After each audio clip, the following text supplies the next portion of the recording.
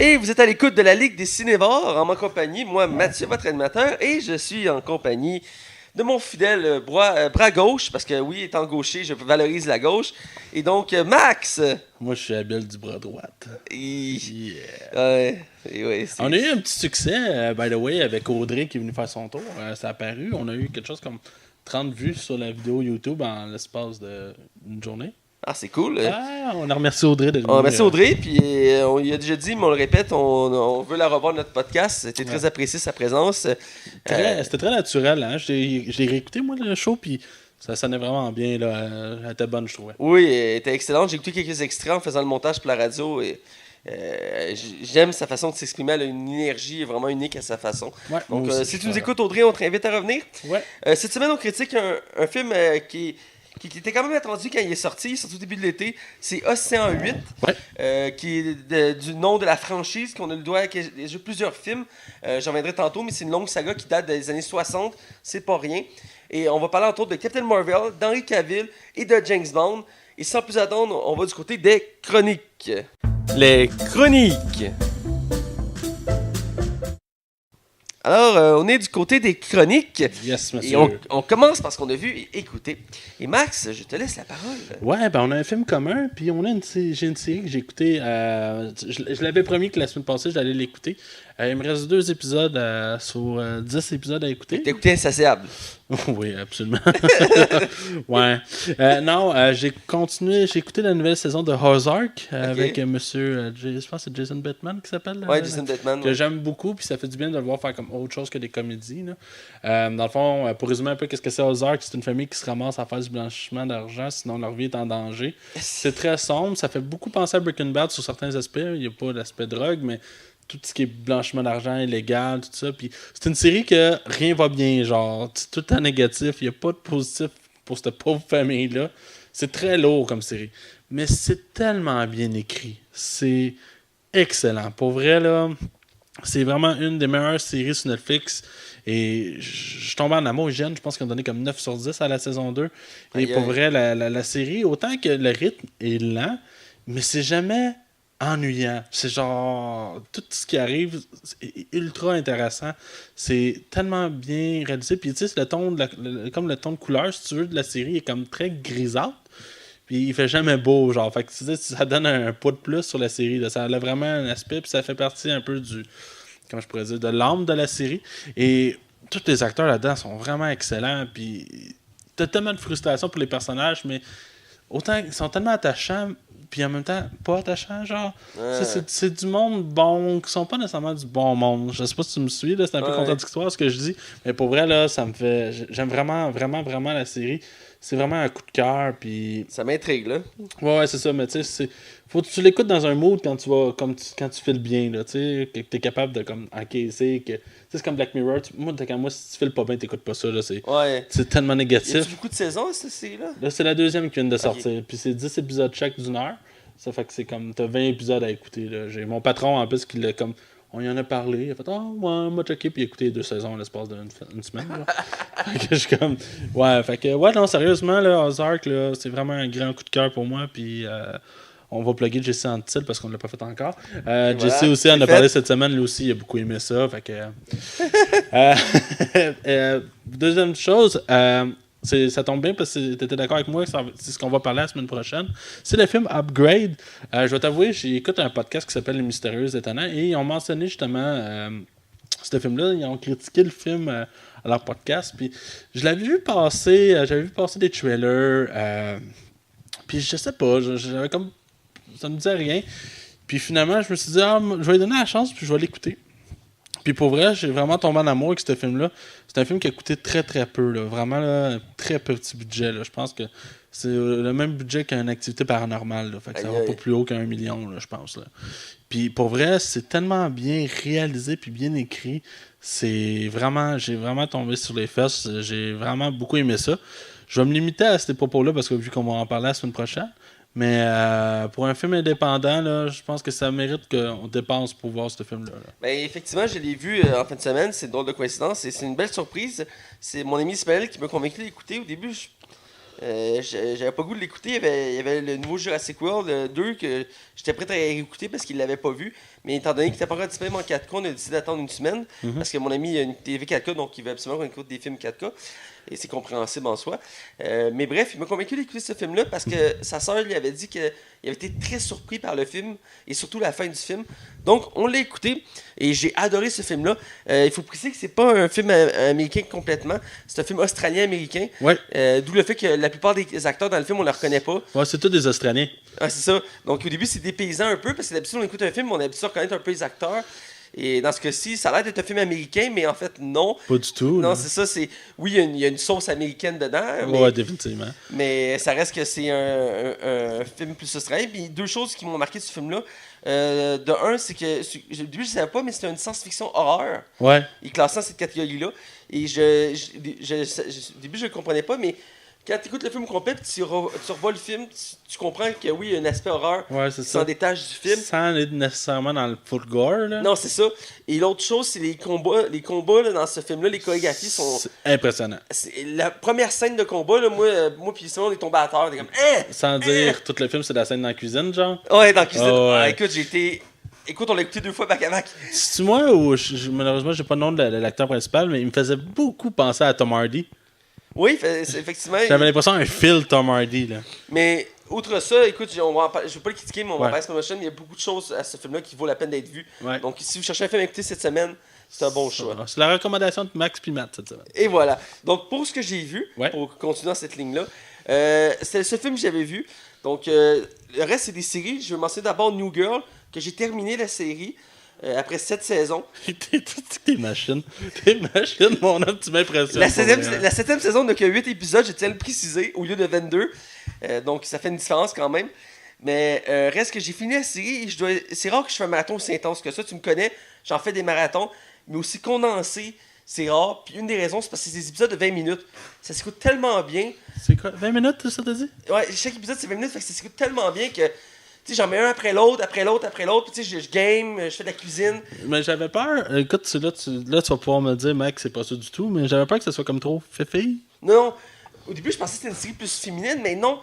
La série est vraiment large public, puis elle a un humour vraiment qui touche tout le monde. Puis j'ai embarqué, j'ai trouvé ça rafraîchissant, vraiment très bon, puis j'ai adoré tous les personnages dans la série. Ils sont très attachants, surtout Zooey Deschanel, qui est l'actrice principale, est tellement rafraîchissante, tellement drôle. J'aimerais ça la voir plus souvent. Ses yeux, là. Je ne vais pas parler de son aspect beauté, mais elle a quelque chose qui se dégage dans son regard, là. Elle et sa sœur, Émilie Deschanel, ils ont un regard si particulier, là. Mais des gros yeux bleus, hein. Ouais, des gros yeux bleus.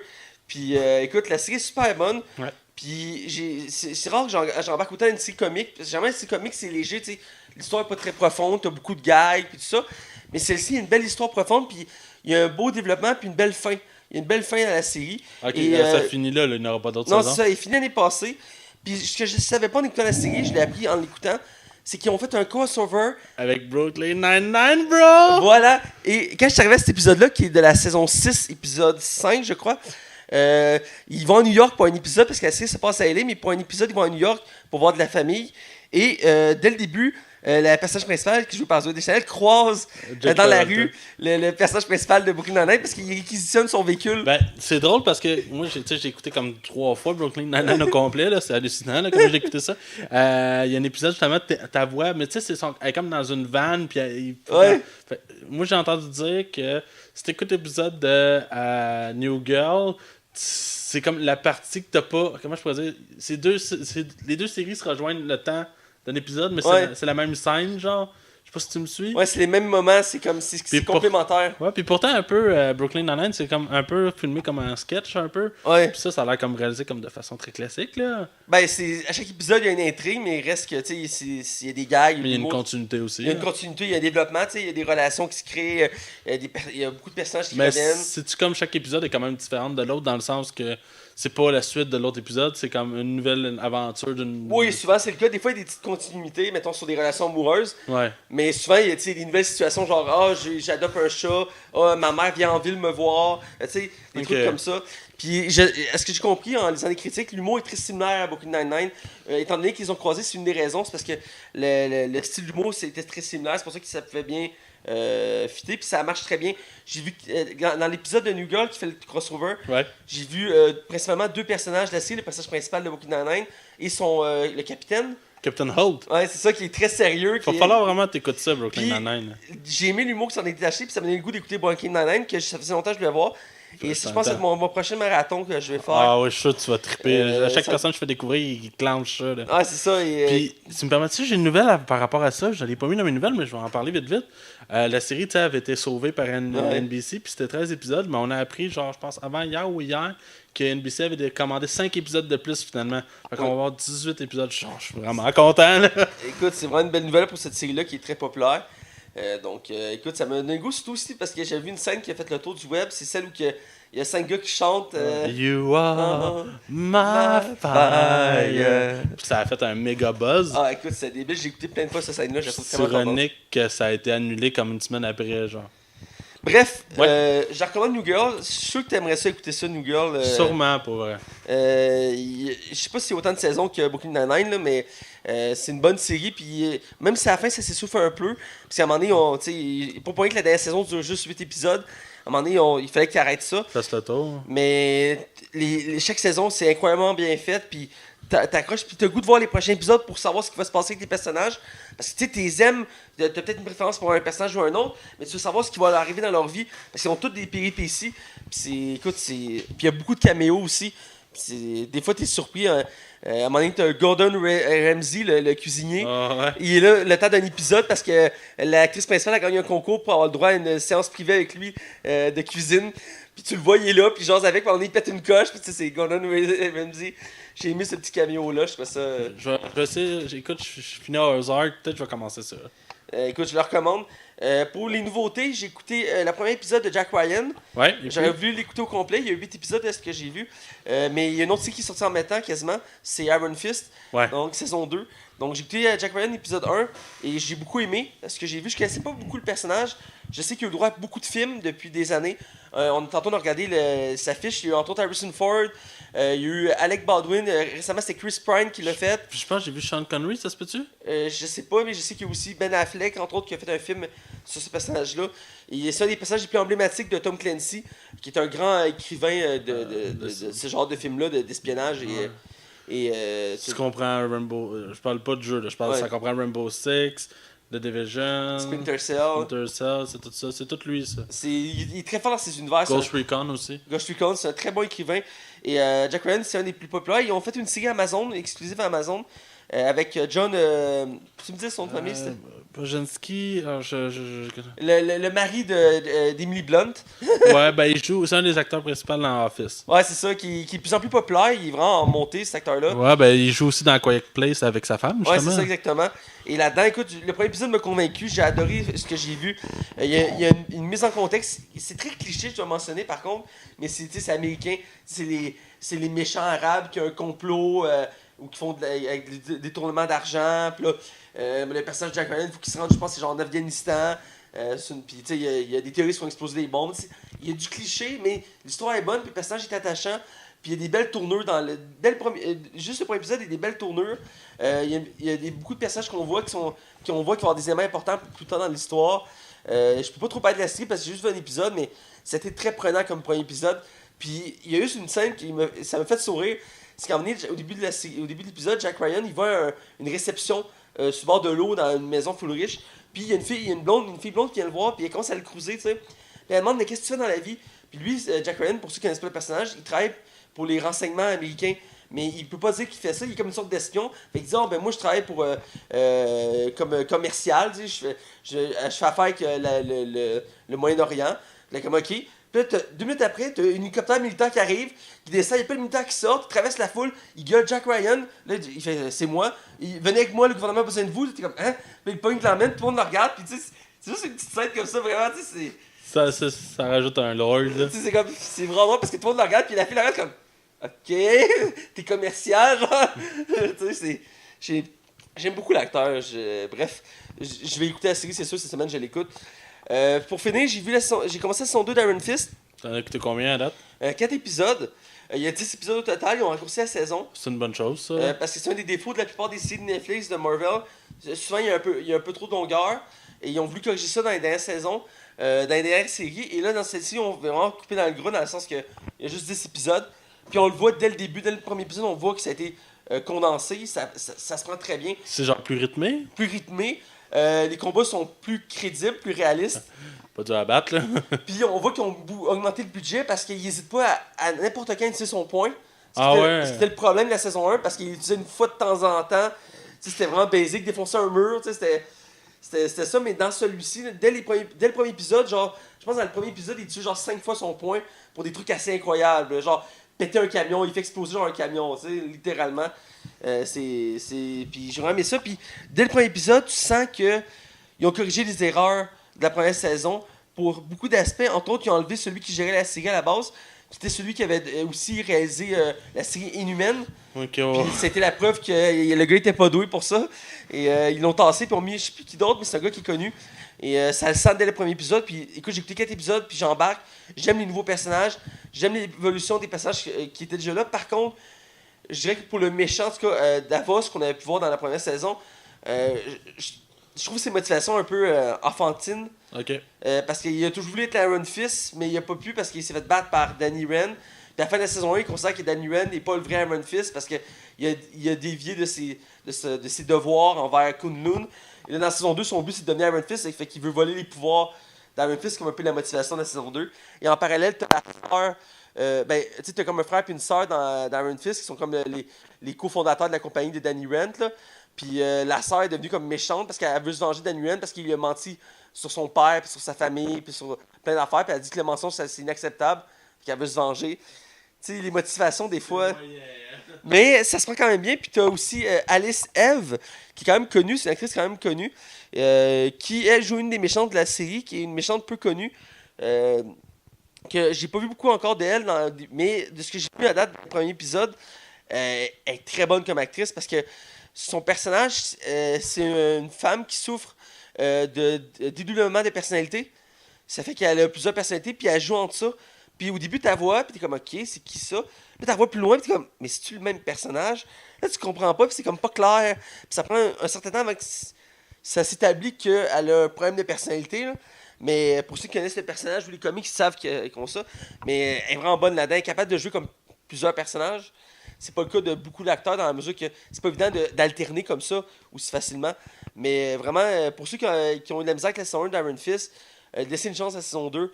Vraiment un autre niveau. Les combats sont incroyables. C'est sûr, c'est toujours un peu le même principe. Il y a quelques longueurs classiques. Mais il y a des scènes d'anthologie là-dedans vraiment bien. Et encore une fois, des crossovers avec les autres séries qui sont présentes. Parce que l'univers s'étoffe de plus en plus, donc ils se le permettent. Donc vraiment, j'ai hâte de continuer la série. Je vais finir sur ma soir. Puis après, je vais faire Jack Ryan et soit après Brooklyn Nine-Nine et ainsi de suite. Donc voilà, c'est ce que j'ai vu cette semaine. Alors Max, vas-y avec les nouvelles. Ouais, dans le fond, tu sais, dans les franchises de films inutiles, ouais. Il y en a un nouveau qui s'en vient. Que t'as très hâte. Oui, que j'ai très hâte, je suis très excité. Après 2 films très moyens, un dernier qui est vraiment pas bon en fait. On va avoir un nouveau Die Hard. Ah, ben non. C'était nécessaire pour clore la 2e trilogie. On a su le nom du film qui s'intitulera McLean. Et dans le fond, on va raconter une nouvelle histoire de Die Hard, mais qui va aller sur 2 lignes temporelles. Genre quand c'est le jeune John McClane et John McClane à l'âge actuel, dans le fond, comme je pense qu'il doit avoir 60 ans, M. Willis. Là.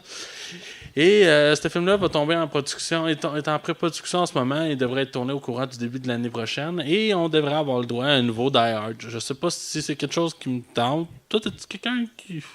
Ben, j'adore la franchise de Hard à la base. Les premiers, c'est des classiques.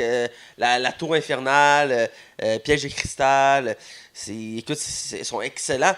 Mais le dernier, je me rappelle, je vais toujours m'en rappeler parce que c'est un des premiers films que j'ai vu en D-Box. Parce qu'un de mes amis n'avait jamais été en D-Box, puis ça a donné que ce film-là était en D-Box. Je dis, bon, on va aller voir en D-Box. Et je vais toujours m'en rappeler. Ce film-là, j'ai de la misère du début à la fin d'écouter. Et il y a de quoi qui me dérangeait. C'est un bon divertissement, mais je sentais pas la touche spéciale qu'il y avait des premiers Die Hard. il y avait de quoi d'unique. Là, je sais plus si c'est le premier ou le deuxième qui se passe dans un aéroport. Là. Ah, c'est le 2, ça. Le film se passe entièrement dans un aéroport. Là. C'est comme, il y a un décor. Là. Ah ouais. Puis c'est super bon pareil. Je veux dire, tu sais, souvent on aime ça dépayser, mais là, toute l'action est condensée à une place, puis ça marche super bien. Ben, c'est comme le premier qui est juste dans le même tour. Là. Ouais, dans le même tour. Puis les méchants, dans chaque film, étaient emblématiques. Tu te souviens des méchants parce qu'il y avait une motivation, une histoire. Tu sais, c'était comme. Il y avait un fond, là. Il y avait un fond. Puis là, le dernier, qui se passait en Russie, avec le fils de... Ouais, j'ai pas vu. Écoute, en plus, c'est un policier new-yorkais, je pense, un truc comme ça, à la base. Puis il s'est rendu qu'il va en Russie des jouer un complot mondial avec son fils qui est pris là-bas parce qu'il peut pas revenir aux États-Unis. Ouais, il est comme rendu un dieu, là. Genre, puis tu sais, son fils, l'acteur qui fait son fils, c'est pas un acteur que j'aime beaucoup. Je sais que je l'ai apprécié quand même en Captain Boomerang dans Suicide Squad, mais c'est pas un acteur que j'aime beaucoup en soi. Écoute, le film m'a laissé mitigé à la fin, j'ai pas trop apprécié. J'ai aimé quelques scènes d'action parce que c'est Bruce Willis, on s'entend. Mais bref, je pense pas qu'ils vont être capables de revenir à l'origine des premiers d'ailleurs. Puis là, qu'ils veulent faire une alternance entre le jeune et vieux. Je pense que ça va amener une nostalgie. Peut-être qu'ils vont pouvoir relever la barre et finir en beauté. Ou peut-être passer le flambeau à son fils pour qu'il continue l'univers de Die Hard, peut-être, je sais pas. Mais je sais que c'est un univers qui est très apprécié. Donc j'espère qu'ils gâcheront pas ça avec un dernier film qui peut être mauvais. Donc on verra. Oui, absolument. Ma deuxième nouvelle, c'est une nouvelle qui a fait beaucoup réagir la twittosphère et Facebook. Monsieur Henry Cavill, alias Superman, alias Gérald de Rive, ou Gérald of Rivia, va être l'acteur principal qui va incarner justement Gérald dans la série The Witcher originale Netflix. Parce que Netflix actuellement travaille. Dans le fond, The Witcher devrait être en principe ça devrait être le Game of Thrones de Netflix. C'est le but. Là, ouais, c'est le but, ouais. Puis je trouve que j'étais surpris comme choix d'acteur parce que tu sais, on le sait comment il est carré là, quand même, Henry Cavill. Mais genre, s'il n'aurait pas fait Mission Impossible, j'aurais douté. Parce que Mission Impossible, c'est là qu'il m'a convaincu qu'il était vraiment un bon acteur. Là, tu sais. Parce que dans Superman, puis dans BVS, il s'en sort bien, mais c'est parce qu'il est tellement mal dirigé, puis avec sa fausse bouche aussi, ça aidait pas. Là. Mais... Le fait qu'il n'y a pas de dialogue dans Batman vs Superman. Là. Ah oui, je pense qu'il y a comme 18 lignes, je pense que c'était quelque chose comme ça. Genre. Je pense qu'il parle au maximum, je pense que c'est 10 minutes dans le film. Ouais, le plus, c'est quand il affronte Batman. Le reste du temps, il parle pas. Genre. Ouais, même quand il va genre en cours, tu sais, là. Puis que la caméra est sur lui. Chris, son nom est dans le titre du film, en tout cas. Bref, je trouve ça audacieux. Je pense qu'il y a moyen de faire de quoi de cool avec lui. J'ai hâte de voir de quoi ça va avoir de l'air. On va sûrement... Quand on commence à choisir le casting, c'est que le projet s'en vient vraiment vite. Là. Fait que là, j'ose croire qu'on va avoir bientôt des images, au moins une image de quoi qu'il va avoir l'air Henry Cavill en tant que... Il y a eu des artworks par des fans, puis je trouve ça intéressant. L'acteur fit, je trouve. Ouais, quand même. Hein? Il y a la carrure, je pense, pour ça, puis il y a la prestance. Puis moi, je l'ai déjà mentionné, mais je l'ai connu à cause de la série qu'il a fait connaître, qui était Tudor. Ouais. Une série sur la royauté anglaise, sur Henri VIII. Et il m'avait marqué comme acteur dans cette série-là. Parce qu'il je trouvais qu'il y avait un charisme, une prestance. Puis il y a toujours comme son sourire. Il y a comme un sourire que j'aime bien. Et c'est sûr que Superman, Man of Steel, moi je l'avais trouvé quand même très bon dans Man of Steel. Mais après, quand ils l'ont mis plus secondaire, c'est sûr que ça l'aidait pas à montrer qu'il y avait du potentiel. Mais je sentais qu'il y avait de quoi comme potentiel. Et effectivement, Mission Impossible m'a montré son potentiel. Son talent. Ça va être un bon choix pour la série. J'ai hâte de voir le résultat pour The Witcher parce que c'est une saga culte de jeux vidéo. Et c'est aussi de romans à la base. Et j'espère qu'ils vont bien faire les choses. Et effectivement, ils veulent concurrencer Game of Thrones comme Amazon veut le faire avec Seigneur des Anneaux. Je pense que chacun cherche sa pépite d'or, comme on peut dire. Ouais, définitivement. Et d'ailleurs, il y a une double nouvelle parce qu'il y a une rumeur pour l'actrice principale de la série. Ouais. Il espérait que ça va être une noire qui va jouer l'actrice principale. Ouais, je pense que c'est Siri. Ouais, il voulait prendre quelqu'un de notre culture. Là. Ouais. Ah, pourquoi pas? Il y a déjà des débats à savoir si c'est une bonne chose parce que le personnage est blanc à la base dans l'univers. Donc, je sais pas. Je connais l'univers, mais je sais pas si ça va tant déranger de changer comme ça entre une femme blanche et une femme noire. Je sais pas. On va voir. Hein? On verra, mais j'ai hâte de voir les premières images. Ça, c'est sûr, j'ai hâte. Sinon, dernière nouvelle, c'est une double nouvelle en fait. Paramount Pictures a comme changé ses dates de calendrier pour 2 films. On a le fameux film de Tom Cruise, Tom Gun 2, qui s'en vient, qui était censé s'en venir pour juin 2019, donc l'année prochaine. On va falloir qu'on critique bientôt le premier. Ouais, faudrait le faire. Hein? Et dans le fond, le film était repoussé pour juillet 2020. Fait que ça nous laisse une année de plus pour le critiquer. Ouais, c'est ça. Fait qu'il a été repoussé en 2020. Je trouve ça quand même loin un peu, mais écoute, tant mieux. C'est pour améliorer la qualité du film. Why not? Puis, dans le fond, à Quiet Place, que j'ai vraiment beaucoup aimé le premier, où que justement, il y avait Monsieur Jack Ryan dedans, qui était excellent, qui était réalisé par lui en plus. C'était un film d'horreur où il fallait pas que. Il fallait que les personnages fassent très attention au bruit, parce qu'il y a des créatures sur la Terre qui sont aveugles, mais qui entendent très bien. Puis s'ils t'entendent, ils te pognent puis ils te bouffaient là, d'un coup. Je sais que le film a été très acclamé. Là. Oh oui, il y a eu des très bonnes critiques. Puis pour vrai, ça a vraiment été un coup de cœur pour moi cette année. Va clairement se retrouver dans mon top 10 pour la fin de l'année. Un bon film. Et c'est ça, le deuxième film va avoir lieu. Il va être il est actuellement daté pour le mai 2020. On n'a pas de date précise, mais c'est mai 2020. Cool. Alors, ça s'en vient. Je te laisse y aller, Matt. Parfait. Donc, dans mes nouvelles, je commence avec une nouvelle de super-héroïque. On a eu le droit aux premières images du film Captain Marvel. Et ici, à ne pas confondre avec le film Shazam, car originalement Shazam s'appelait Captain Marvel et c'était confondant, d'où le fait qu'ils ont changé son nom pour Shazam depuis, je pense, c'est 2006. Parce que pour les amateurs de comics, les gens connaissent plus Captain Marvel pour le personnage de DC que Marvel, parce que dans Marvel, à la base, le personnage s'appelait Miss Marvel. Ouais. Et je pense que c'est depuis 2009, je crois, ou 2006 encore une fois, elle s'appelle Captain Marvel, pour rendre hommage au personnage de Captain Marvel, parce que, dans le fond, son mentor, c'est Captain Marvel, mais parce que bref. Donc, on a les premières images du film, qui est très attendu, qui est le premier film à mettre une femme comme super-héroïne principale. Dans un film de Marvel. Dans un film de Marvel, parce que dans DC, on a le droit à Wonder Woman. Et Marvel, la dernière fois que ça a été le cas, c'était Elektra. Ouais, c'est oublié, là. Sinon, il y a Jessica Jones comme série, qui était une très bonne série en soi. Mais puis c'est vrai, il y avait eu Domino aussi. Ouais, c'est vrai. J'avais oublié, mais il y avait Domino que je pense que j'ai jamais vu. J'ai vu Domino, je pense que non. Ah, puis c'était-tu Nathalie Portman qui jouait là-dedans? C'est pas Nathalie Portman. Non, c'était Keira Knightley, je sais pas. Ouais, c'est elle qui joue dans Pierre des Caraïbes, c'est elle qui le faisait. Bref, c'est un film très attendu, c'est pour ça que je le mentionnais. Et les premières images ont donné le goût. Moi, je suis très content de ce que j'ai vu. Ils m'ont pas beaucoup d'éléments, faut le préciser. Non, mais son costume il est vraiment beau. Là, le costume est vraiment beau. On voit les deux, parce qu'il va y avoir une évolution, comme la plupart des héros, il y a comme 2 costumes. C'est son premier costume qui est comme vert-bleu, puis son deuxième costume qui est rouge-bleu-noir, je pense. Qui est jaune aussi, qui est plus coloré. Et le costume est très bon en ça. Puis, je suis content de voir qu'ils ont fait un costume dans la mesure que, tu sais, il aurait pu tellement tomber dans le côté on va faire un costume sexy.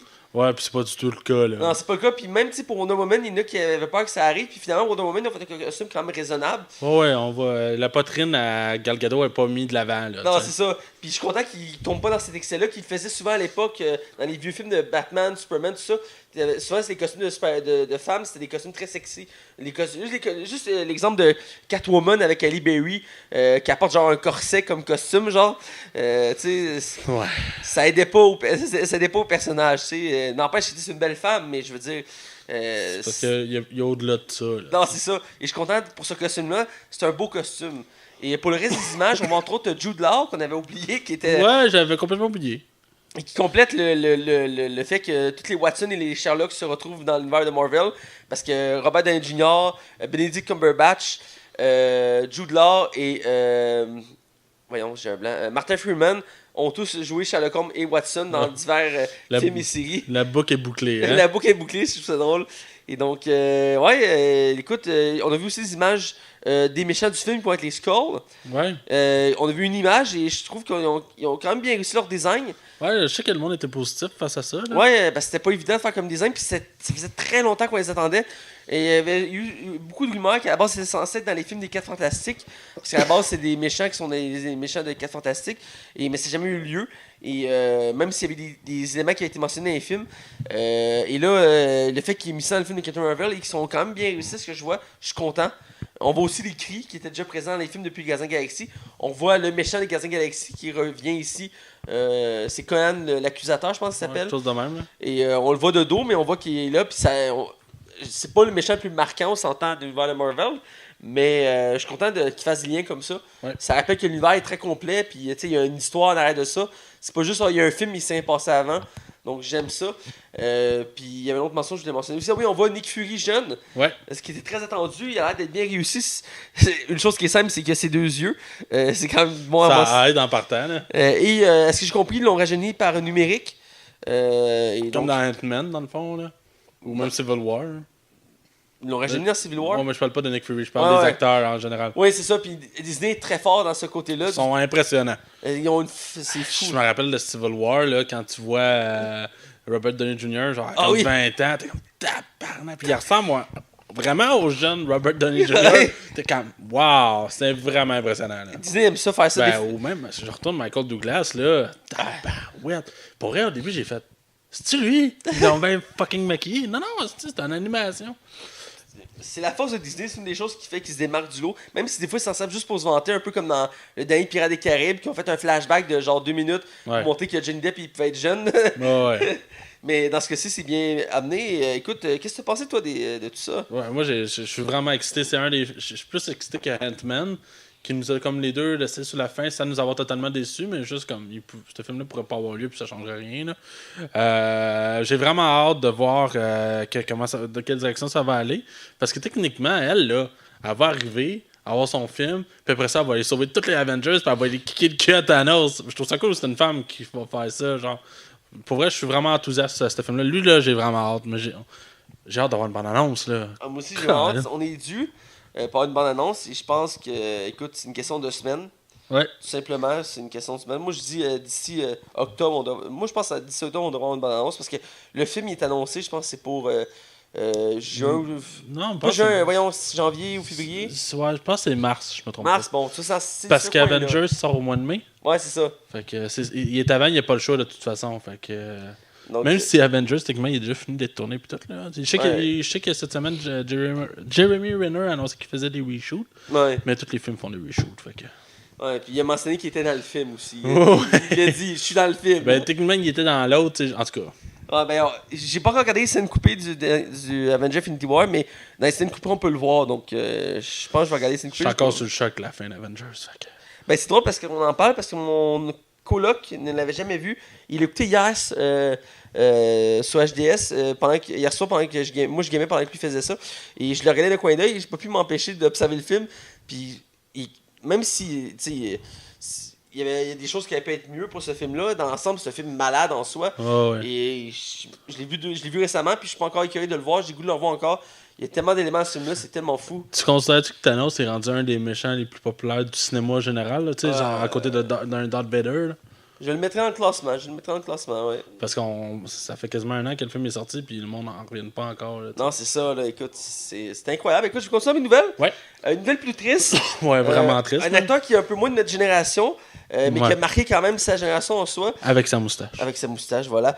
Burt Reynolds, qui est décédé. Ouais. Qui est décédé cette semaine. 83 ans, je pense. 82 ans, j'avais vu, moi. Ça, tu peux. Mais on n'est pas loin, là. Il était rendu vieux, c'est compréhensible.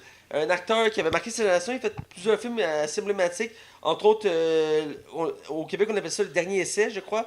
On a eu le droit à une version récemment avec Adam Slender. Il était dans le film en tant que caméo. Il faisait comme le coach, mais c'est lui qui avait fait originalement l'original. L'original, puis ça avait été très marquant comme film. Mais il a fait beaucoup de films de style. Gangster, un peu. Gangster, ouais, c'est ça. Parce qu'il y avait un look, tu sais, quand même. Pas badass, mais tu sais, il y avait comme une prestance. Là. Mais il faisait très l'année 70-80. Ouais, c'est ça, c'est avec sa moustache, sa gueule carrée, puis. Tu sais, c'est un peu des acteurs style un peu Chuck Norris, Bruce Willis, tu sais, ils ont marqué leur époque et je pense que c'est important de le mentionner parce que même s'il n'est pas de notre génération, puis de notre génération, il a fait pas beaucoup de films parce qu'il commençait à être vieux, puis en fait, il est vieux. Je l'ai vu dans quelques films quand il était un peu plus jeune, puis entre autres aussi, comme je dis dans le dernier essai, mais il a fait aussi une série. Il a fait une série marquante, c'est. Je sais qu'il était censé dans What's Upon a Time in Hollywood, le nouveau film de Quentin Tarantino, mais il n'a pas eu le temps de tourner ses scènes. Il n'a pas eu le temps de tourner ses scènes, mais c'est pas lui qui joue dans. Tu sais, c'est genre deux gars qui ont un char orange puis qui font des conneries. Duke of Hazzard? Je pense que c'est ça, ouais. Il a-tu joué là-dedans? Je me rappelle pas. Je sais pas s'il jouait là-dedans, mais j'ai vu des images, il était comme dans un char puis il faisait de la course. Je sais pas si c'est un truc policier. C'est pas une affaire bandit. Écoute, c'est C'est un acteur que je respecte beaucoup, mais je le connais pas tant Ouais, que c'est ça. ça. J'ai pas la mémoire des noms en tant que tel de ce qu'il a fait, mais je l'ai vu dans beaucoup de choses. Son visage est marquant, là. C'est ça que je veux mentionner. Ben, il jouait dans un film de striptease. C'était Demi Moore qui stripteasait pour la Oui. gamme. Je me rappelle de lui, puis là-dedans, c'était comme un semi-pervers mafieux. En tout cas, Bref, il a marqué sa génération, je pense que c'est important de le mentionner. Ouais. Qu'il soit décédé. Donc, il est mort le même jour qu'Elise Payette. Ouais. Ouais. Ouais, c'est. Ouais. Bref, je continue mes nouvelles. Ouais. Dans les nouvelles, parce qu'il n'y a pas eu de tant de grosses nouvelles cette semaine. Très smooth, là. C'est un acteur que je trouve quand même marquant. C'est pour ça que je dois le mentionner, parce qu'il va dans une série qui par rapport aux commentaires, étonnamment, est très attendu. Même si moi, je connais peu de cette série-là. C'est un spin-off de la série Titan, qui n'est pas encore sorti d'ailleurs. La série Titan qui va sortir bientôt. C'est Doom Patrol. On va suivre un groupe d'héros de l'ombre qui sont peu connus ou pas connus vraiment. Ici, quand ils sont rendus à sortir des personnages très peu connus. Mais qui ont marqué quand même un peu leur génération à leur sens. Puis c'est comme une gang de super-héros qui ont pas voulu être des super-héros, qui ont été dotés de pouvoir contre un peu leur gré ou pour les sauver leur vie. Et là, c'est comme il est devenu comme un robot, des trucs comme ça. Et c'est un peu comme les Titans, mais un peu plus sombre et gore. Pas gore, mais Plus violent? un peu plus violent, je pense. Et j'avais nommé quelques castings en travers les semaines. Dans Brandon Fraser. Là. Ouais, entre autres, Brandon Fraser, qui est un des plus gros acteurs de la série. Et là, cette semaine, on a le droit à un autre acteur qui est quand même. À l'époque, c'était un gros acteur du cinéma. Qui a eu une chute dans sa carrière, malheureusement, mais Ouais. pas à cause de son talent, pardon. Pas grâce à son talent, et je sais une des raisons pour qu'il y a une chute, c'est Timothy Dalton. Ouais. Peut-être ce nom vous dit quelque chose pour les amateurs de cinéma. C'est un ancien James Bond qui était là un peu avant Bruce. Pierce Brosnan, excusez-moi, je m'étais mêlé de nom, qui est le James Bond de notre génération à nous. Ouais, mais c'est des. Souvent, ces films de James Bond à lui, c'est considéré comme des James Bond mal aimés, genre. Ouais. Parce que c'était un James Bond plus colérique, plus violent, là. Ça, c'était comme un Daniel Craig avant son temps, là, tu sais. Ouais, on peut le voir de même. Puis c'est un des rares acteurs qui a refusé de continuer à faire James Bond. Parce qu'il avait proposé de faire un autre James Bond, puis il a refusé de le faire. Puis c'est là qu'on change d'acteur. Puis je pense qu'il y a eu un acteur qui a fait un film, puis après c'était Pierce Brosnan, je pense. Ouais, je suis plus sûr, fait que je peux pas. En tout cas, bref, il avait refusé de continuer à faire James Bond. Mais il a marqué sa génération. Et entre autres, il a joué aussi dans la série Chuck, que j'ai parlé l'année passée. Beaucoup parce que j'ai fait un marathon qui m'a fait découvrir cette série-là. Et il faisait un des méchants de la série. Et c'est quand je l'ai vu, j'étais, hey, il me dit quoi sa face, ça me dit quoi? Puis je voir, c'est vrai, c'est lui qui faisait James Bond. Bref, il va jouer il va jouer professeur quelque chose. Dans le fond, il va jouer le mentor des héros dans cette série-là. C'est lui qui va comme diriger l'équipe. C'est comme un professeur qui va ressembler un peu à la manière de professeur Xavier dans les X-Men. C'est lui qui va les diriger, qui va les apprendre à servir de leur capacité, puis qui va les convaincre de devenir des héros. Et il avait déjà été. À la base, il a déjà été casté pour la série Titan. C'est l'autre acteur qui le fait. Mais l'acteur ne reprendra pas son rôle pour la série. Et c'est pour ça qu'il a été recasté. C'est pour ça que je le mentionne aussi. C'est dans la série, ça va être Timothy Dalton qui va le jouer. Donc c'est quand même un autre gros nom d'acteur qui se rajoute à cette série-là. Que je pense qu'il a choisi des acteurs assez connus pour justement que la série se démarque. Parce que c'est pas des personnages très connus à la base qui vont être dans la série. Donc une façon de faire parler de la série, c'est de prendre des acteurs quand même connus. Avec Brandon Fraser et Timothy Dalton, ça va les aider. Et ça m'intrigue comme série, honnêtement. J'ai hâte de voir les premières bandes annonces pour m'en faire une idée de ce que ça va être. Mais écoute, je laisse la chance au coureur. Donc c'était tout pour les nouvelles. Ouais. On va aller du côté box-office cette semaine. Ouais, ça risque d'être short and sweet. Donc allons-y. Bienvenue dans les chroniques box-office de Max. Alors, on est du côté du box-office, la chronique box-office avec Max. Et Max, je t'écoute. Ouais, ben écoute, vu que j'ai pas fait de prédiction la semaine passée, je peux pas dire que mes prédictions étaient bonnes ou mauvaises. Je n'ai fait un sur le groupe sur Facebook La Passion du film, mais je me suis planté littéralement. On a eu droit à The Nun qui est sorti en fin de semaine. Il y a un engouement autour de ce film. Ouais, mais tabarouette, il a fait 53 millions en son premier week-end, ce qui est vraiment excellent. Il a fait plus que, je pense que c'est un des plus gros de la franchise là, à sa sortie. Là, c'est vraiment beaucoup. Ouais, il fait partie d'une franchise, c'est important de préciser. Ouais, c'est ça. Puis c'est vraiment comme... c'est sûr que le film va être rentable. Écoute, il est à 53 millions à l'heure qu'on se parle. Et, petite idée, le plus rentable, il est à 137 millions. Là. Fait que, c'est lequel, 137 c'est le premier Conjuring. Ah, ben oui.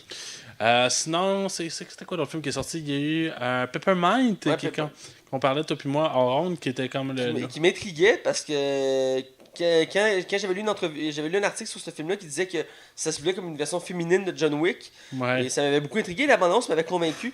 Parce que c'est une actrice qui est quand même reconnue pour être capable de faire des trucs d'action. Ouais. Et j'ai été surpris que finalement. Ça a été un vrai flop, le niveau critique. Là. Ouais, c'est ça. Et même le box-office, c'est pas super. Là. Non, c'est ça. Pour un film qui a coûté 25 millions, à l'heure actuelle, il a fait juste 14 millions. Genre. Ouais. Mais il va le rentabiliser, mais c'est pas parce que la qualité du film était là. Il n'y aura pas nécessairement de franchise. Non, c'est ça. Le seul film que je vais parler, en fait, qui sort vendredi, mais c'est quand même le plus gros du week-end, c'est le nouveau Predator par Sean Black, que j'aime beaucoup. Dont monsieur qui a fait les Lethal Weapon. Ouais, Lethal Weapon, oui. Alors, oui, c'est ça. En fait, Predator, c'est une franchise qui a eu des bons et des mauvais coups. Ouais. Dont le dernier Predator, que j'ai pas détesté avec Adrian Brody. C'est comme une escouade qui se ramasse aussi dans une jungle qui est les Predators. J'avais quand même apprécié le film. Je l'ai pas vu le dernier. C'était correct, là, tu sais, mais les AVP ont vraiment ennuyé à la franchise. Ben, c'est ça, j'ai un peu décroché après AVP. Moi. Ouais, ben, c'est ça, là, ça a ennuyé un peu. Puis Alien, ça n'a pas super bien été son retour. Moi, je prédis quand même que le film va être un beau succès sans être un méga hit, mais je pense que pour son premier week-end, il peut facilement faire 70 millions. Là. Ah ouais. Il y a quand même un nom, cette franchise-là, et je pense que ça peut mériter sa place. Puis les critiques sont pas désastreuses, sont genre bien. Puis il est attendu parce que, je veux dire, pour ceux qui suivent la saga depuis les années 90, je veux dire, c'est cool, c'est à même niveau qu'Alien. Là, je veux dire, à chaque fois qu'il y en a un qui sort, bon ou mauvais, les fans vont aller le voir. Là. Ouais, puis c'est toujours cool, voir les Predators. Même les derniers Aliens, ils sont considérés comme moyens ou mauvais selon les critiques, mais il y a beaucoup de gens qui vont les voir pareil parce qu'ils sont fans de la série de la Alien. franchise, ouais, c'est ça. Puis ça fait des lustres, là, ça roule. Là. Ben oui, c'est ça. Puis même le dernier qui est moi j'ai quand même apprécié, mais je veux dire, c'est pas le meilleur d'Alien. Il y a quand même beaucoup de monde qui sont allés le voir. Je pense qu'il était rentable, mais. Ouais, mais ça n'a pas été un beau succès. Non, c'est ça, mais je veux dire, il a quand même pu être rentabilisé parce que les fans sont quand même allés le voir parce que c'est Alien, je veux dire. Oh, ouais, définitivement. Puis on va aller le voir Predator d'ailleurs. Ouais, j'aimerais ça. Si on est capable, on va essayer de le critiquer ce mois-ci. Ouais. Fait que c'est pas mal tout pour ma zone box-office. Donc, sans plus attendre, cette semaine, on va parler du film Océan 8 et sans plus attendre, on va du côté non-spoiler. Ouais, parce qu'en plus, tu connais pas mon opinion encore. Alors, on est du côté non-spoiler. Et cette semaine, je rappelle, on critique le film Océan 8 de la franchise d'Océan parce que c'est pas le premier. Je tiens à faire une mise au point. Le premier date de 1960. Et oui, Frank Sinatra, qui s'appelait aussi L'inconnu de Las Vegas. C'est le titre original, qui avait été repris pour le remake de 2002 ou 2001, je suis certain, avec George Clooney, qui ont finalement fait une trilogie avec, tellement que ça avait pogné à ce moment-là. Ah ouais, moi, je me rappelle, je l'avais loué en cassette dans le temps. M'attendais à rien, puis j'avais capoté ce film-là. Moi, j'ai la misère à me rappeler le troisième, mais j'avais adoré le premier. C'était le moins bon aussi. Ouais, ben c'est ça que c'était le moins bon. Mais j'avais adoré la franchise. Il y avait un gros casting. Il y avait genre Matt Damon, Brad Pitt. Bernie Mac, qui est malheureusement décédé aujourd'hui. Ouais. Écoute, t'avais un gros casting autour de ça. Le gars qui fait Iron Patriot. Ah oui, Don Shield. Qui jouait là-dedans aussi. Oui. Écoute, puis George Clooney là-dedans était super bon. Là. Ouais, c'est dans ses meilleurs films. Ah non, c'est ses meilleurs films. Et bref, on a le droit à une trilogie. Et finalement, ils ont attendu plusieurs années. Puis le dernier, je pense que ça datait de 2008. Ouais, ils ont pris une pause. Ils ont pris une pause. Et il y avait longtemps parlé d'en faire un quatrième avec George Clooney. Et finalement, ça marchait pas. Ouais, puis on comprend pourquoi dans le 4. Ouais, et finalement, ils ont décidé de faire un spin-off, parce que ce film-là contient un spin-off de la franchise de la trilogie qu'on a mentionné, avec la sœur du personnage de George Clooney, qui est Debbie Ocean, qui est jouée ici par Sandra Bullock, que je pense qu'on ne voyait pas dans les anciens films. Elle était même jamais mentionnée, là. Ben, il me semble qu'il la mentionne à un moment donné. T'es sûr? Parce que voyons, elle parle qu'elle avait aidé son frère à faire ses coups dans les films. Fait que ça dit qu'ils se sont parlé. Ouais, peut-être, mais je pense pas. En tout cas, bref. Je peux me tromper, là. J'ai la misère à me rappeler le troisième, c'est pour ça que je suis pas sûr. Je me rappelle du premier, mais le troisième, c'est flou. Je sais pas pourquoi le troisième il est flou. Je pense que c'est parce que je l'ai juste vu une fois. C'est parce qu'il est pas marquant comparativement au premier, surtout. Ouais, c'est ça. Puis le premier, j'ai vu plus qu'une fois. Puis le troisième, je pense que je l'ai juste vu une fois. Fait que ça aide pas à me rappeler bien le film. D'ailleurs, je pense que je vais m'écouter la trilogie pour l'occasion. Bref, Océan 8, avec réalisé par Gary Ross, qui nous a donné Pleasantville, Sea Biscuit. Tu te rappelles-tu de ce biscuit? Je sais pas c'est quoi. C'était le film avec le cheval, avec Tobey Maguire. C'est sorti comme l'année après Spider-Man, genre. Ça me dit vaguement quelque chose, parce que Tobey Maguire n'a pas fait beaucoup de films. Et donc, chacun de ses films sont assez marquants en soi. Il jouait aussi dans Pleasantville, qui était malheureusement un flop Ouais, Pleasantville, je sais c'est quoi. Puis il a fait aussi les Hunger Games. Ben, juste le premier. Juste le premier, bon. Je précise que c'est Max qui a fait l'affiche, donc j'ai pas revérifié par-dessus lui. Mais il a fait le premier Hunger Games, qui est une franchise que j'aime beaucoup. J'ai adoré les livres et j'ai adoré les films. Et le premier est excellent, le premier film Hunger Games. Donc, très bon réalisateur. Casting, comme j'ai mentionné, il y a Sandra Bullock dans le rôle titre de Début Océan. On a Kate Blanchett, qui fait comme un peu le bras droit de Sandra Bullock. C'est le Brad Pitt. C'est le Brad Pitt, ouais. On a Anne Hathaway, qui joue aussi une actrice comme névrosée, cliché un peu d'Hollywood. On a Mindy Kaling, actrice américaine d'origine indienne, qu'on voit de plus en plus au cinéma, dans des gros films, qui ici joue une spécialiste, une bijoutière dans le fond, une spécialiste des diamants et tout ça. On a Sarah Paulson, elle aussi, on voit de plus en plus dans des gros films. Au cinéma, elle va jouer dans Glass l'année prochaine. Ah oui, c'est vrai. Celle qui est la psychiatre. Je la connaissais pas avant ce film-là pour elle. Moi, je l'ai vu dans certains sketchs puis d'émissions. À la base, elle est spécialisée dans ce qui est comique. Ok. Donc, c'est pour ça qu'elle est là-dedans aussi. Mais elle fait de plus en plus de gros rôles. Elle est de plus en plus marquante dans ces choses. Puis elle est imitatrice aussi à César, qui est très bonne là-dedans. Elle est spécialisée dans les arnaques. Ok. C'est elle, Ouais, on a Rihanna, la chanteuse. Oui, j'ai bien dit Rihanna, la chanteuse. ouais. Elle était aussi dans Battleship. Est-ce que ça rappelle? Non. C'est ça. Elle a joué dans deux excellents films qui est Battleship et Valérien, la cité aux mille planètes. J'ai aimé. Ouais, Max, va te cacher. Mon opinion a changé un peu. Je le trouve correct maintenant, le film. Ok, tu vois. Mais je dirais pas que c'est un bon film. C'est bon. Il est correct. Mais bref, il y a Rihanna qui joue la hackeuse de la gang. Très crédible dans son rôle de hackeuse. Ouais, puis moi, tu sais, étant technicien informatique, je la regarde travailler. Je fais, wow! Ouais, bref. Et on a aussi Helena Bonham Carter qui joue une styliste dans le film qui représente un peu les rôles qu'elle fait d'habitude, une excentrique, un peu dans sa tête. Mais bon, on dit qu'elle dégage genre beaucoup à l'écran, là. Écoute, elle prend beaucoup de. Beaucoup, ouais. Quand elle est dans une scène, elle prend toute la place quasiment. Là. Elle a tellement une prestance comme actrice, là, c'est fou. Mais juste son visage, genre, il y a un charisme fou là-dedans. Ben oui, puis surtout, elle a toujours elle est toujours bien extravagant aussi. Là. Ouais. Elle a tant des robes, des lunettes, tu sais, c'est. C'était bien la femme de Tim Burton à l'époque. Ah, écoute. Et il y a un acteur qu'on peut mentionner qui n'est pas une femme dans le film, qui est marquant dans le film, c'est James Corden, qui est connu entre autres parce qu'il y a une émission, il y a un talk show, mais il a fait quelques films aussi, il est quand même connu, surtout pour le côté comique. Ouais, c'est lui qui fait il en a fait un pas longtemps avec Linkin Park, puis Paul McCartney, c'est du karaoké dans un char, genre? Ouais, c'est ça, il y a un de ses sketchs qu'il fait à son émission, c'est qu'il y avait des célébrités dans son char, puis ils font du karaoké, puis il fait ça, je pense, quasiment chaque semaine à son émission, et il y a des grosses célébrités qui sont venues, puis il y a même d'autres personnalités, il a fait une fois avec Michelle Obama. Rien de moins. Ouais, Pendant qu'il était à la Maison Blanche, c'est il va à la Maison Blanche, puis il peut pas quitter la Maison Blanche, fait qu'il tourne en rond dans le stationnement, puis il chante. Donc c'est un acteur que j'aime bien voir parce que il est vraiment bon. Il est marquant, je trouve, mais on le voit peu. Mais il faut dire qu'il a sa propre émission, son propre talk show. Il est quand même occupé à l'année, c'est normal. Mais c'est quand même marquant ça. Puis on a oublié de mentionner une actrice pour compléter le groupe de 8 femmes, qui est l'asiatique du groupe. Là, ça va être un test linguistique pour moi. J'ai hâte de t'entendre. C'est Fina. Ouais, je pense que tu l'as pas payé, je pense. Aquafina. Aquafina, je pense que c'est la moins connue du casting, je pense. Je l'avais jamais vu avant. Non, c'est ça, moi non plus. Qui complète le casting en étant une raquette, qu'on appelle ça, une raqueuse? Ouais, une genre de magicienne en même temps, là. Ouais, c'est ça, elle est capable de voler les choses aux gens, c'est qu'elle leur marque, là. Ben, elle crée des illusions, tu sais. Ouais, elle crée des illusions, parce qu'elle travaille dans la rue, puis tout ça. Bref, c'est pour compléter le casting, qui est quand même un très gros casting dans le film, et qu'il faut préciser, c'est une version féminine de la série. C'est pas pour rien qu'il y a quasiment juste des femmes. Ils ont voulu créer une version, ils l'ont dit tel quand ils ont créé le spin-off, ils voulaient créer une version féminine de cet univers-là qui se prenait bien au jeu dans la mesure que, tu sais, oui, George Clooney est marquant, mais il est remplaçable, là, je veux dire. Ça a mieux passé que Ghostbusters, mettons. Ouais, c'est ça. Puis il y a beaucoup de niveaux, là. J'ai fait des comparaisons quand j'ai fait ma critique en radio.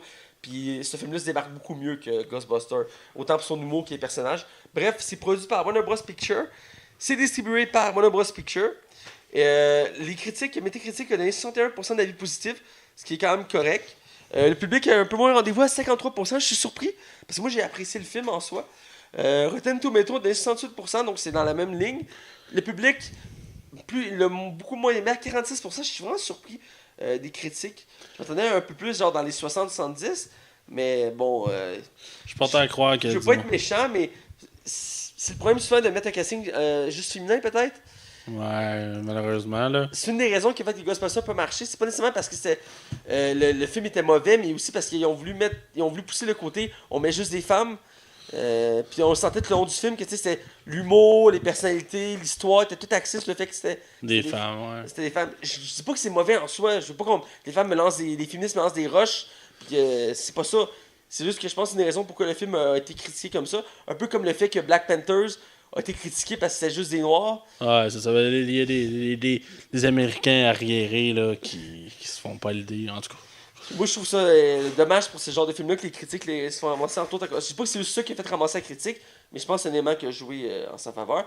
Bref, je laisse avec le box-office. Ouais, dans le fond, c'est un film qui a coûté 70 millions, qui est quand même pas tant peu quand tu y penses pour un film qui est de cambriolage. Surtout avec le casting qu'il y a dedans. Là. Ouais, ben, Sandra Bullock, elle doit être 20 millions à elle toute seule. Là. Mais ouais, c'est ça. Puis il a rapporté 294 millions. C'est le moins rentable de la franchise, malheureusement.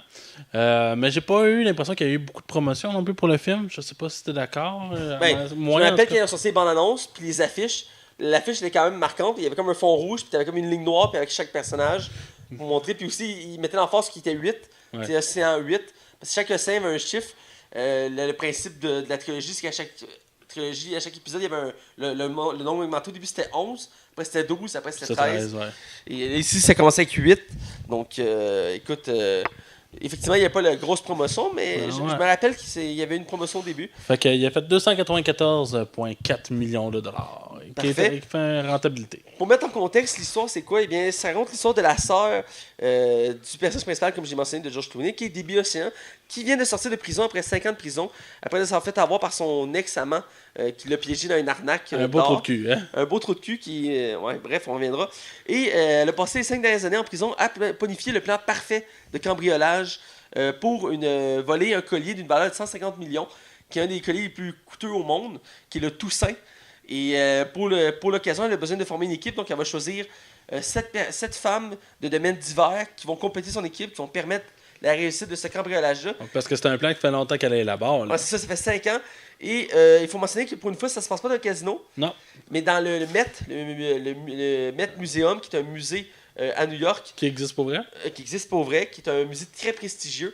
Et qui est un musée d'art et de tout ce qui en découle. Et donc, je trouve ça intéressant quand même comme choix, parce que c'est quand même reconnu pour être des casinos, donc quand même. Ouais, ça fait changement. Et donc voilà, donc c'est la mise en contexte du film. Je veux pas aller plus loin parce que je veux pas trop dévoiler l'histoire du film. Bref, on va retourner au casting. Ouais. J'ai hâte de t'entendre sur le casting parce qu'il y a des gros noms. On fera pas le tour parce qu'il y a plus de 10 actrices qu'on pourrait mentionner. Mais je vais en mentionner 2-3 qui sont vraiment importants à mentionner. On commence sans attendre avec Sandra Bullock. Moi, Sandra Bullock, c'est une fille que j'aime beaucoup quand même si elle a des films qu'elle a fait qui étaient comme trop pro-américains qui m'ont gossé un peu.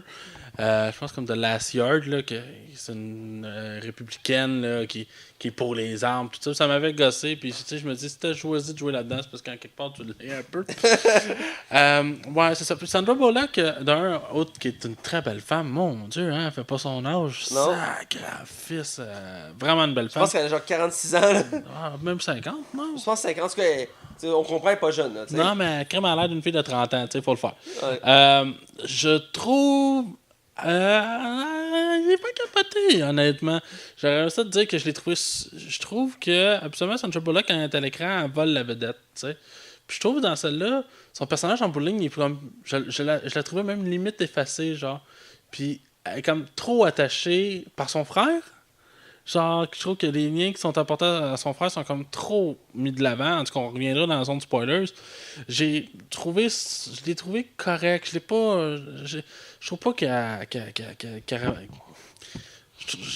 j'ai l'impression qu'il y a beaucoup d'actrices qui auraient pu faire le même rôle qu'elle, puis ça aurait bien passé. Ah, là, je sens que tu vas être pas d'accord avec moi, là. Vas-y. Encore une fois, je vais pas me lancer des roches par des féministes, mais je voyais pas mille une actrice faire ce rôle-là.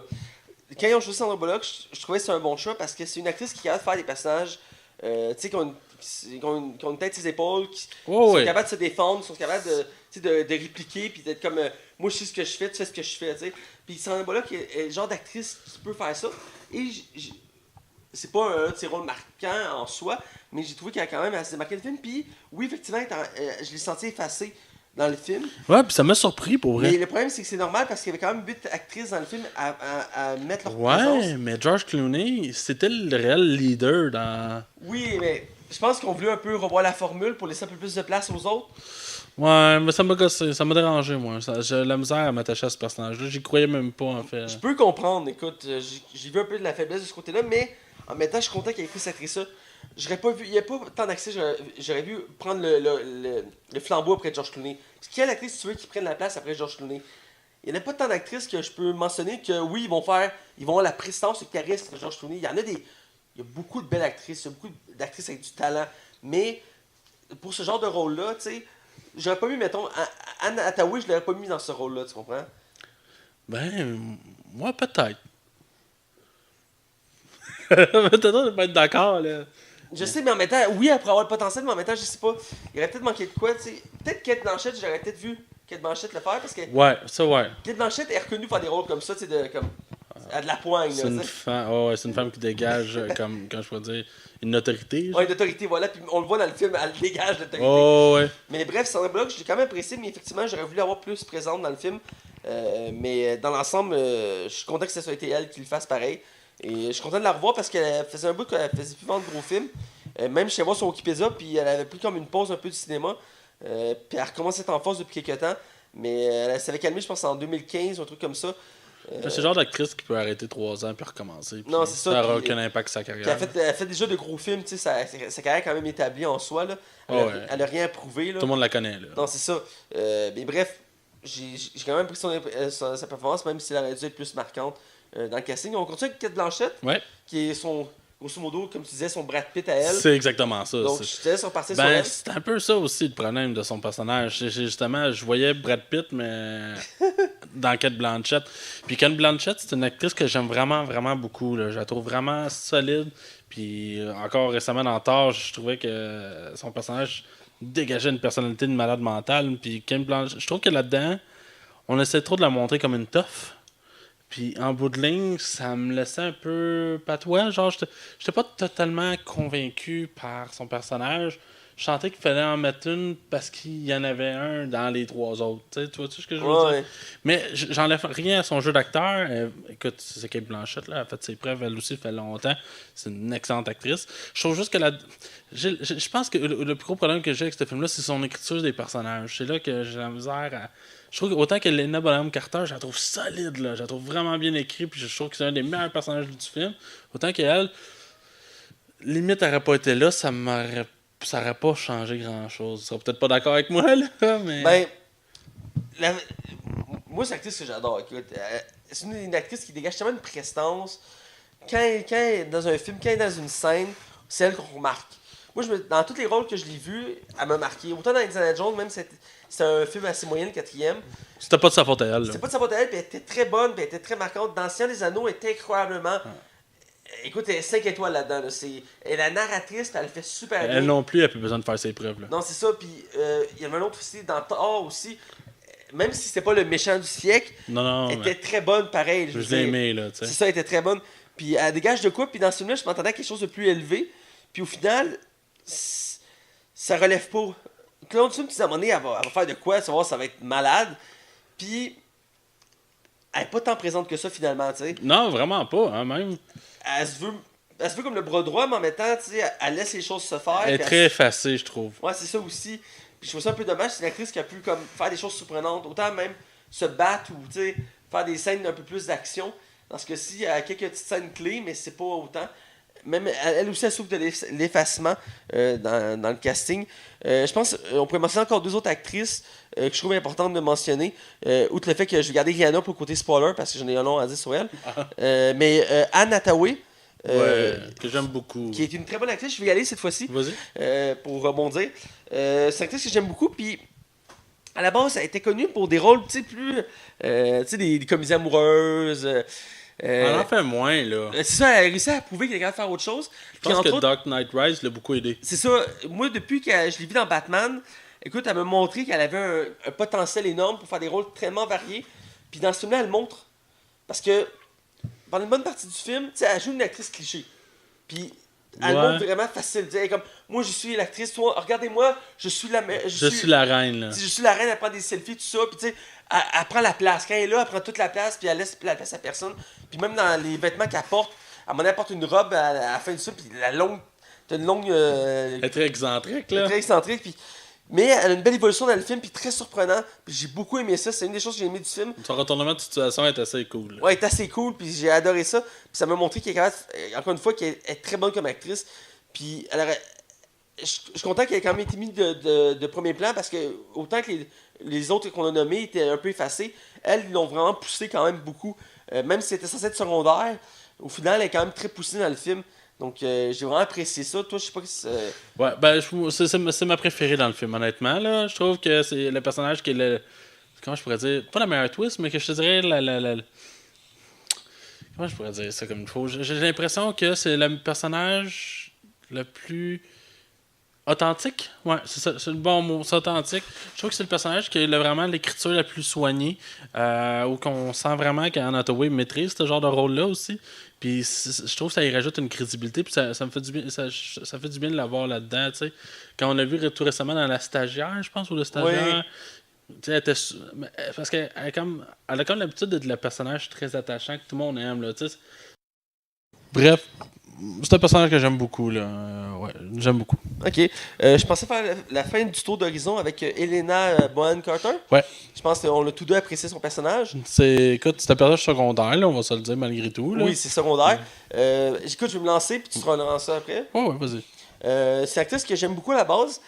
Par contre, avec le temps, j'ai fini par un peu moins l'apprécier dans la mesure qu'elle fait toujours le même type de rôle. Ouais. Parce que c'est la muse de Tim Burton. Ouais. Avec Johnny Depp. Puis maintenant, il y a Eva Green aussi qui s'est ajoutée dans le trio. Qui fait quasiment tous les films de Tim Burton depuis. Et elle a commencé, je pense, dans Dracula de mémoire. Pas Dracula, c'est Dracula que ça s'appelait? Parce qu'à un moment donné, Johnny Depp il a fait un film qui était Dracula. Là.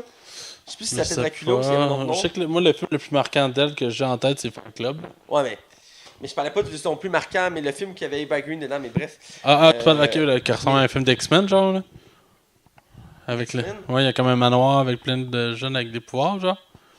Ou je me trompe? Ça, c'est un des derniers. Tu parles avec le vampire. Ouais. Ok, Johnny Depp est un vampire bizarre. Ouais, c'est les premiers, il me semble que j'avais vu Eva Green, à part James Bond, là, j'avais vu Eva Green au grand écran. Bref, pour revenir à Helena Bonham Carter, c'est une actrice que j'aime beaucoup. J'aime sa personnalité parce que souvent, elle se démarque du lot dans tous les rôles qu'elle fait parce qu'elle est très excentrique. Elle a même, des fois, elle ajoute une touche d'humour vraiment rafraîchissant. Et c'est un bout que j'avais pas vu vraiment de film avec elle dedans, marquant. J'avais vu des films sérieux, je me souviens, je l'avais vu dans Discours du Roi. Un film très sérieux sur la royauté britannique. Là-dedans, je l'avais trouvé bien parce qu'elle faisait un rôle sérieux. Je sais qu'elle a été mieux casting de la saison 3 de The Crown. Elle reprend le même rôle, ironiquement, c'est rare que ça arrive. Mais avoir fait la mère d'Elisabeth, parce qu'elle y ressemble comme deux gouttes d'eau, donc c'est pas rien. Mais jamais reconnu pour ses rôles excentriques et très humoristique, quand même avec un humour. Et écoute, là-dedans, je l'ai adoré. Sérieux, je l'ai adoré. Moi, c'est mon personnage préféré du film. Ah ouais? Ah, écoute, j'ai adoré ça. À chaque fois qu'elle est dans une scène, elle a une prestance. Elle est drôle. Elle est vraiment drôle. Elle est vraiment drôle. Son look est tout le temps comme perdu un peu. Comme, ok, mais on fait ça, là? Ok, ouais, ok, on le fait. Tu sais, puis elle est comme névrosée, là. Puis t'as toujours. Moi, tout le long du film, t'as l'impression qu'elle va gâcher le plan, là. Mais finalement, elle est plus brillante qu'elle paraît, là. Ouais, ça, elle est plus brillante qu'elle paraît, puis elle réagit bien quand même au final. Puis j'ai vraiment aimé ça, j'ai trouvé ça, c'est un de mes coups de cœur du film, j'ai bien aimé ça. Toi? Ouais, moi je suis bien d'accord avec toi, c'est un personnage qui est... c'est un peu le comic relief du film. Ouais. Elle sert à des fois à attendre le tombe, parce que le film il est quand même sérieux, mais jamais dans l'excès non plus. Là. C'est pas dark, là. C'est pas déprimé en écoutant Ocean 8. Puis je trouve vraiment qu'elle apporte comme une petite fraîcheur au film. Là, t'sais. Autant que je trouve quand même que Anne Hathaway c'est la vedette du film, autant que je trouve qu'Helena Bonham Carter c'est genre... C'est sûr que tu vas l'aimer. Là. Il pourrait avoir un film à elle tout seul avec ce personnage-là, puis ça passerait, là, tu sais, là. Fait que, non, moi, j'ai beaucoup aimé sa prestance. C'est une actrice que j'ai toujours aimée, puis qui, pour moi, dans Fight Club, était déjà, genre, plus qu'excellente. Dans ce film-là, il faut juste confirmer l'étendue de son talent. Là. Effectivement, écoute, on va aller à la critique générale du film. Ouais. Je vais te laisser commencer. Ben, je vais être un peu plate. Je trouve que c'est un film moyen. C'est pas un film qui est désastreux, c'est pas un navet, c'est pas un nanar, c'est pas un déchet, là. Je veux dire, il y a pire que ça. Mais je trouve que c'est un film qui est vraiment juste moyen. J'aurais voulu vraiment comme plus triper que ça. Je trouve que le film où que le bas blesse, en fait, c'est que j'ai l'impression le film essaie tellement d'être un remake du premier de Josh Clooney, là.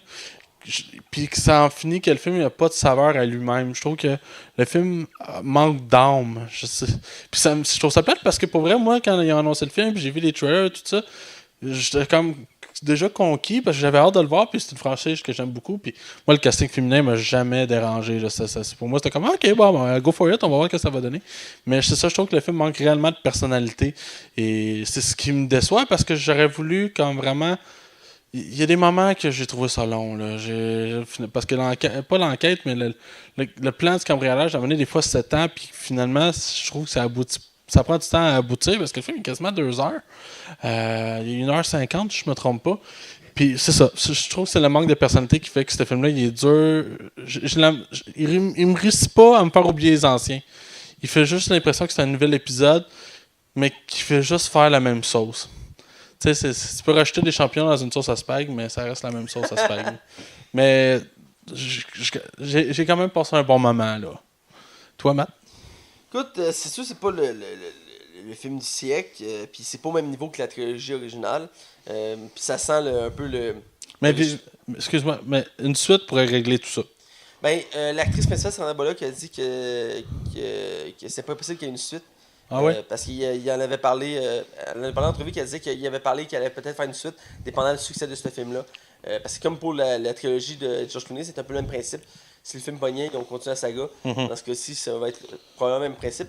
Il a quand même été rentable, donc c'est pas impossible qu'il y ait une suite. C'est très faisable. Ils faisable. l'ont pas encore annoncé, mais... Ça n'empêche pas. Non, c'est ça. Bref, c'est un film, comme j'ai dit, on sent que c'est un peu du réchauffé dans la mesure qu'ils ont pris beaucoup d'éléments du premier de la trilogie de George Clooney. On sent que le scénario est très similaire pour beaucoup d'aspects. Ouais. Au début, je n'étais pas certain parce que je me rappelle pas trop du premier. Je me rappelle de quelques scènes clés, mais c'est en lisant les critiques, la critique de Sinoche, que je réalisais à tel point qu'il y a beaucoup d'éléments qui avaient été repris. Ouais, ben c'est ça, c'est un remake caché comme l'épisode 7 de Star Wars, là. Ouais, un peu, ouais, c'est ça, exactement. Et même si on voulu comme remettre ça au goût du jour, puis, tu sais, prendre quelques libertés, entre autres de parler d'un casino, faire changement, je peux comprendre, mais il y a beaucoup d'éléments qui ont été repris, entre autres l'emprisonnement au début du film, qui est la même chose que Danny Ocean quand il sort de la prison. Là. c'est la même scène, genre, Ouais. littéralement. Là. Puis les mêmes motivations, tu sais, c'est les... Mais bref, dans l'ensemble, j'ai passé un bon moment. J'ai aimé le casting. J'ai été content de voir ce casting-là. Puis ça m'a pas dérangé. Comme il y a eu des choses qui m'ont dérangé de Ghostbusters avec la version féminine, Ouais. autant l'humour que le scénario que les personnages dans Ghostbusters, il y avait beaucoup de choses qui me dérangeaient. Ces défauts-là sont pas là-dedans. Non, c'est ça. Ils ont aussi à faire un film qui se tient, puis que on va pas dire, regardez, ils ont fait un film juste parce qu'ils voulaient faire une version féminine pour montrer que oui, on peut le faire avec des femmes. Non, ils ont fait un film c'est un film d'action de typique qu'on a pu voir avec n'importe qui. Un vrai ice movie, là. Qui marche, un ice movie exactement qui marche, et que autant qu'il a marché masculin, autant qu'il marche féminin. Oui, il n'a pas marché au niveau qu'il aurait dû marcher. Le film manque d'audace, puis... ouais, c'est ça. T'as mis direct le doigt sur le bopo. C'est le point que j'ai retenu. Le film manque d'audace puis d'ambition. On sent qu'à plusieurs moments, le film aurait pu se relever. Ouais. Il fait comme... C'est parce qu'il aurait fallu qu'il ose des choses au lieu d'aller... C'est parce que le film te surprend pas tant que ça non plus. Non, à la fin, il y a quelques petits twists qui te Oui, surprennent. mais à l'ensemble, tu sais. Non, c'est ça. Il y a des choses, c'est ok, ouais. J'ai l'impression de l'avoir déjà vu, tu sais. C'est triste à dire, mais tu sais, en même temps, c'est un spin-off remake. Fait que, il y a des éléments qui ont été repris. Mais j'ai aimé les personnages, j'ai aimé le casting. J'ai aimé beaucoup de scènes dans le film. Mais dans l'ensemble, c'est sûr, c'est pas un gros film. Il souffre de beaucoup de défauts. Il y a quelques longueurs, je le cacherai pas. Mais dans l'ensemble, ça se prend bien. Puis ça rappelle un peu de la nostalgie des Osam. Ça donne le goût après de revoir la trilogie originale. Ouais, je suis d'accord. Là, j'ai le goût de revoir la trilogie originale. Moi, j'aimerais peut-être une série là-dessus. Ça pourrait être intéressant. Ça serait faisable, là. Je sais pas s'il pourrait être capable d'avoir 8 personnages principaux comme ça, ou moins ou plus, parce que originalement c'était 11 avec George Clooney. Là, 8. En tout cas, Ben, tu sais, une série de, mettons, de 8 épisodes, là, tu n'en fais pas une de Non, 23. c'est pas une grosse série, mais ça pourrait être intéressant comme ça. Puis ce serait pas impossible parce que c'est une tendance en ce moment de prendre des films, on va faire des séries TV. Il y en a plein qui se font en ce moment. Parce que c'est un concept qui est facilement adaptable. Facilement, je suis pas scénariste, là, mais c'est un concept qui est faisable. Je l'imagine facilement au cinéma, à la TV. Je verrais que chaque saison, c'est un vol. Chaque épisode, ils préparent le cambriolage. Ouais. Le dernier épisode, ils font le cambriolage, ou les 2 derniers épisodes font le cambriolage, genre. Ouais, genre, c'est comme les 2 premiers, tu les utilises pour comme rencontrer les personnages, les comprendre. 3-4 pour setter le cambriolage. Puis les 2 derniers, mettons, là, c'est le cambriolage. Ouais, et voilà. Tu vois, Chris, hey, Warner, là, savez pas quoi faire, engagez Matt puis moi. Engagez-nous comme scénariste. Nous, là, on va vous arranger ça, vous allez capoter. On va être scénariste et réalisateur ensemble, man. On va régler ça, tu vas voir. Ça serait faisable. Écoute, bref, on passe au moment d'écouter. Puis il faut pas s'attarder trop des fois dans la mesure que si on est. Regarde, je ne nierai pas, j'avais de la misère au début. Ben, pas de la misère. Quand au début ils ont annoncé que c'est un casting féminin, j'ai dit ok. Mais finalement, c'est bon. Puis je sais qu'en lisant les commentaires, j'ai vu quelques commentaires, il y en a beaucoup qui ont critiqué le fait que ce soit juste des femmes. T'sais. Ouais, c'est ça. Nous, on n'est pas là. Non, c'est ça. Puis il faut pas se laisser arrêter à ça. Il faut voir le film. Je te dirais, là, tu sais, autant que je suis comme déçu du film, mais une des qualités du film, c'est que c'est naturel. Ouais. Dans le sens que j'aime actuellement où que la culture s'en va. On a des personnes de plusieurs nationalités. On a. Puis, ça soit dans n'importe quelle œuvre artistique, on peut. Je pense au dernier Call of Duty, je sais que je balance un peu, mais il y a un personnage transsexuel. Mais c'est jamais mentionné qu'il est transsexuel. C'est là parce que c'est là, point. Ben, je trouve que ce film-là, où que je vais en venir, c'est que c'est naturel. C'est pas forcé.